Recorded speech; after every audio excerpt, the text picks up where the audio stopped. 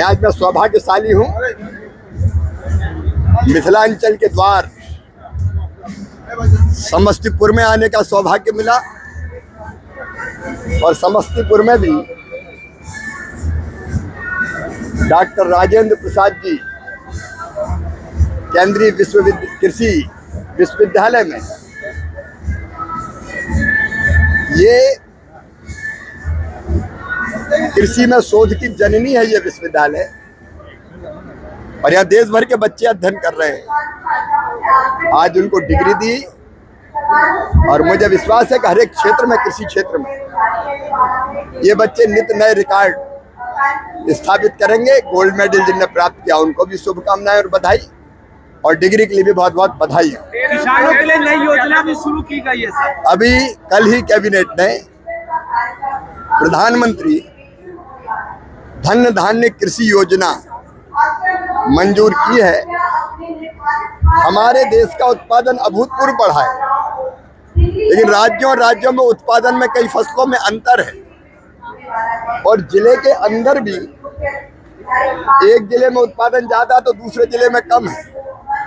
इसलिए तय किया कि देश में सबसे कम उत्पादकता वाले 100 जिले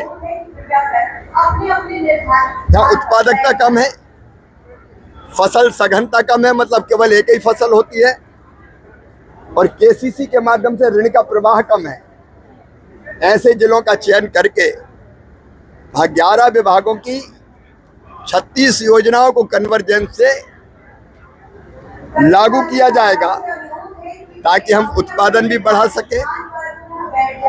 और केवल उत्पादन कृषि का नहीं बढ़ना, खाद्यान्न का, फल का, सब्जियों का, उसके साथ साथ इंटीग्रेटेड फार्मिंग, मतलब कृषि के साथ पशुपालन, मधुमक्खी पालन, मछली पालन, कृषि वानिकी, बांस मिशन जैसे कामों से भी जुड़ के कम जोत के आकार में किसान ज्यादा लाभ कैसे अर्जित करे, उसका भी प्रयास किया जाएगा। और कन्वर्जेंस से लगभग 24,000 करोड़ रुपए का इंतजाम करके हम उन जिलों की कृषि उत्पादकता राष्ट्रीय औसत और दुनिया के औसत के बराबर ले जाने का प्रयत्न करेंगे। बिहार के जिले भी इस योजना के अंतर्गत हैं। प्रधानमंत्री के नेतृत्व में भारत कभी भी प्रधानमंत्री जी का आगमन सचमुच में सौभाग्य होता है। और प्रधानमंत्री नरेंद्र मोदी भारत के लिए भगवान का वरदान है।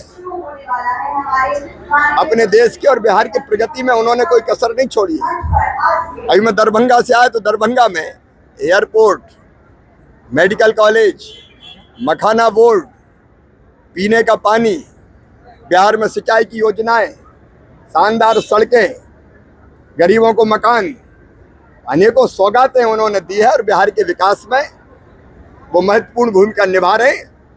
वो आएंगे तो बिहार की जनता को और लाभ मिलेगा।